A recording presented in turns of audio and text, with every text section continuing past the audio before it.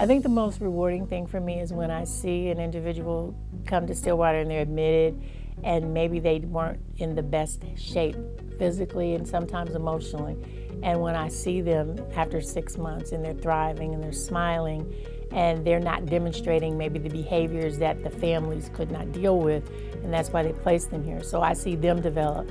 I also am rewarded when I see our staff development, when they maybe have come in and they're right out of nursing school and they are scared to death. And then I see that same staff member working with a ventilator or working with a person with a feeding tube, and they're not fearful, and they can go out in the world and say, you know, I could probably work anywhere.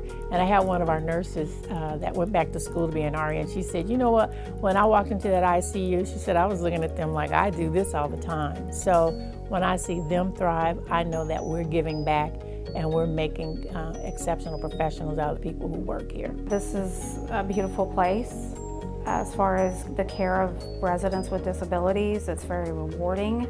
It's a blessing to take care of the residents I've taken care of. They have to really bring their whole self every day. I want them to feel excited about the care that they give and to also be human and transparent so that the individuals feel what they feel. Many of our employees here, they feel like this is their extended family.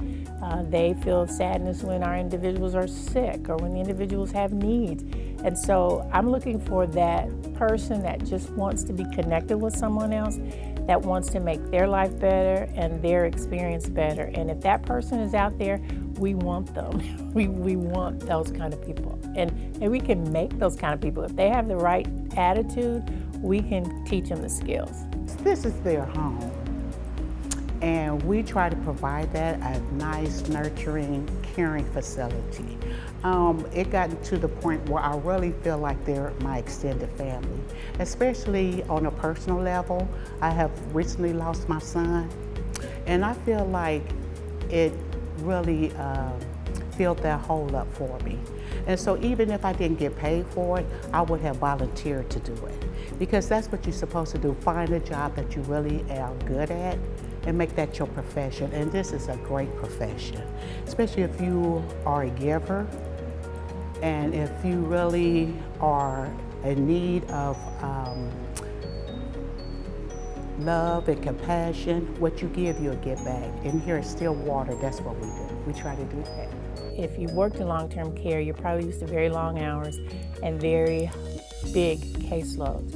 And I would tell you, as a direct care provider here, your ratio is probably going to be 1 to 4, max 1 to 6. That's kind of unheard of in a long-term care environment. You're also going to find here that you don't have to wear uniforms like traditionally you would in other settings.